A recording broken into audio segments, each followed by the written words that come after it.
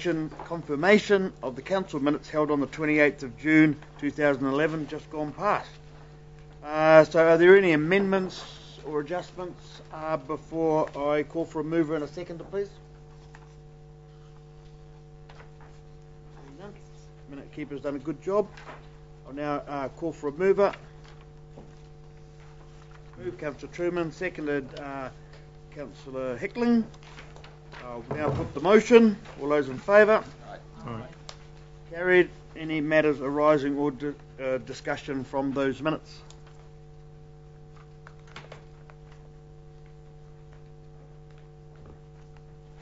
Okay, being none, I will move now to agenda item number 3, which is Rugby World Cup 2011 Host Coordination Committee. The 30th of June we can receive, and the other ones are unconfirmed, so we can only table those of the 21st of July. Before I ask anybody if you want to comment on this, I would particularly like to minute that I think a vote of thanks to Karen B and Councillor Downard. They've put a lot of work in this. I'm talking hours and hours and hours of work have gone into these preparations for Rugby World Cup 2011, which is approximately 46 days away.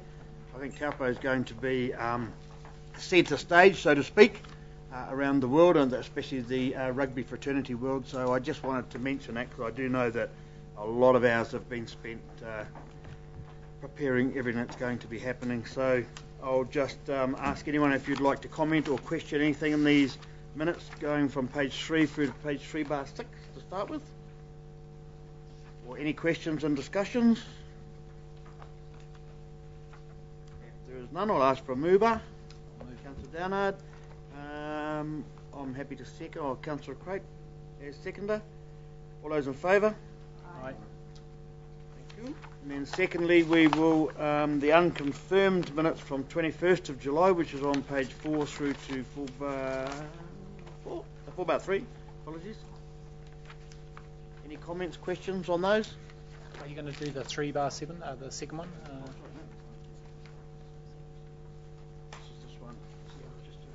No, we did the 30th of June one. Yeah. On 30th of June. Second one is 21st of July minutes. Yeah. Are we doing them both at the same time? Yeah. Oh, yes, sorry. So any comments on those ones as well?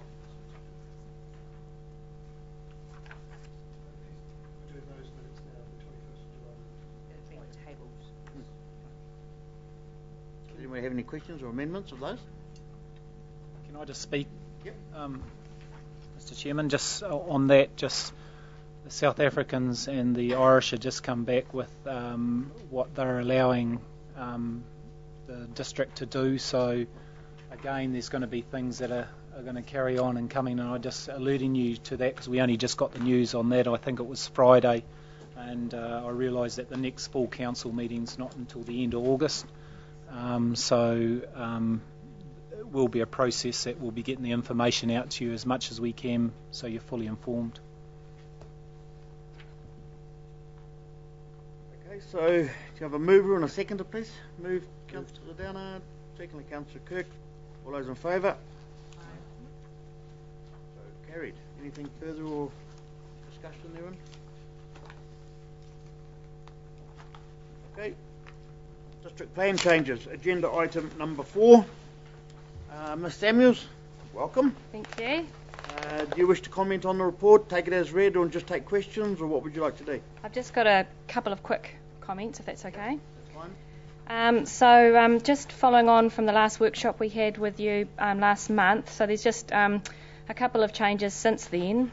We talked about Plan Change 30, the residential environment, and the changes made there to the office and retail activities in the residential environment, and so basically we dropped that down to 50 square metres of gross floor area and 2 full-time employees. So that were the numbers that our consultant Matt came back with, and that are very defendable if we need to in the Environment Court. So that was the change that happened to the residential environment. Plan Change 32, which was the Spa Road mixed-use environment. So basically we had quite a big discussion at that workshop about that plan change, and we made some changes throughout that, basically to allow some more commercial activities occurring in that area, but also while maintaining the performance standards to manage the effects on the residential environment, and also Spa Road as a key arterial through that area. So I can take any questions in more detail about that. The only other thing that I've got to add is that unfortunately, as part of the residential plan changes, we just missed some assessment criteria from your package. It's nothing too dramatic. It's just some text that basically got left off the bottom.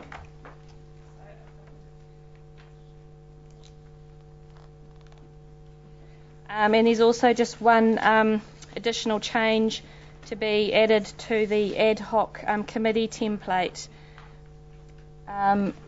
which is the attachment 1 to the agenda item, and that committee should, those commissioners should have the power to decide rather than the power to recommend. So that's just a small amendment to be made to that ad hoc committee template. So that's page 4/3, halfway down. The word recommend comes out and the word decide comes in. That's right. Okay, got that, team? So the committee is not recommending, it's deciding. Is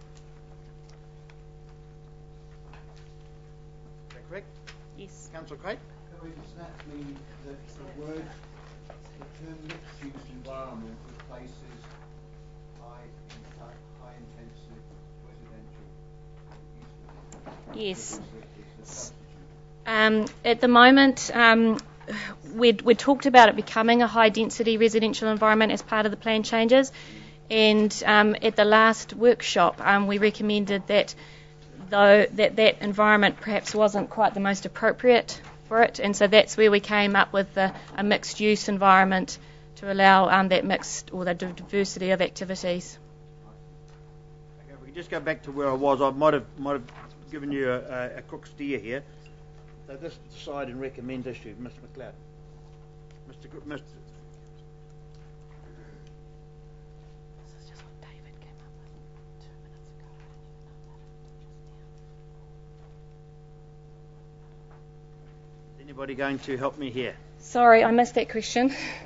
Okay, I was given a steer a minute ago that on page 4/3, the ad hoc committee, that the power to recommend paragraph there, where it says the committee has the power to recommend, we were to change that word to the committee has the power to decide on matters of policy relating to plan changes 2833. Is that correct or not? Gareth is just clarifying. David Greaves, he actually made the change and then left us. I've got the email here from Mr. Greaves that says David Greaves has advised that we need to amend the ad hoc committee terms of reference, power to decide. The committee has the power to decide on matters of policy relating to plan changes 28 to 33. So Yes, and Gareth's just going to clarify that because Gareth has only just seen that change and he's got some questions about it. So he's just going to clarify with David. So we defer this agenda item, move to agenda number 5 and come back to it. That's probably a good idea. Apologies for that. Cool. So we will agenda adjourn.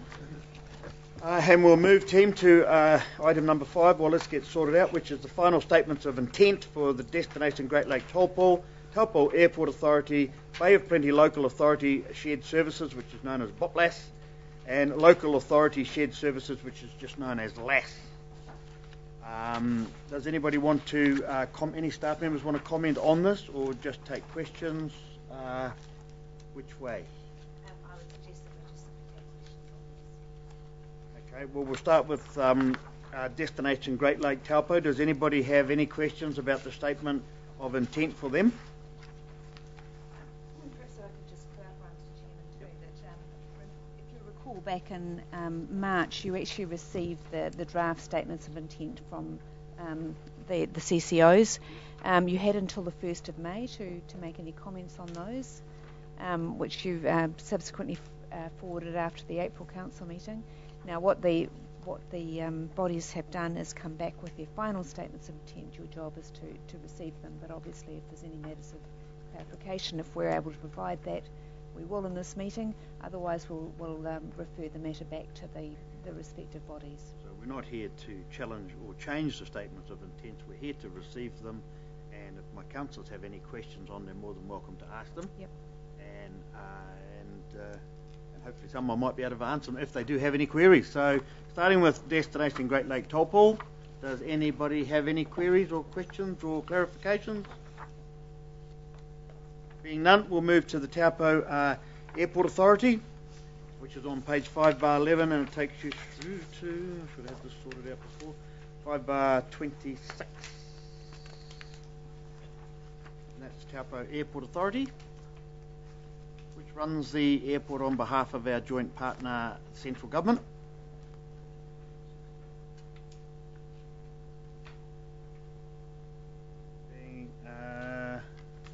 Being nothing there, the next one we had was Bob Alas, which is Bay of Plenty Local Authority Shared Services, which has only been going a couple of years now, Mr. Williams, is it? Where all the chief executives of the Bay of Plenty, what have you, get together and try and buy in bulk, deal in bulk, that way saving money for council and its stakeholders. Any questions on that one?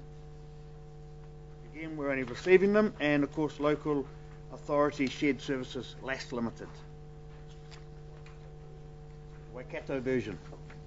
The South Waikato version. So if there's nothing, there is a suggested resolution on the first page, and I would ask that somebody move that they be received from those final statements of intent be received. Do I have a mover? Moved, Councillor Downard, seconded Councillor Minshaw. All in favour?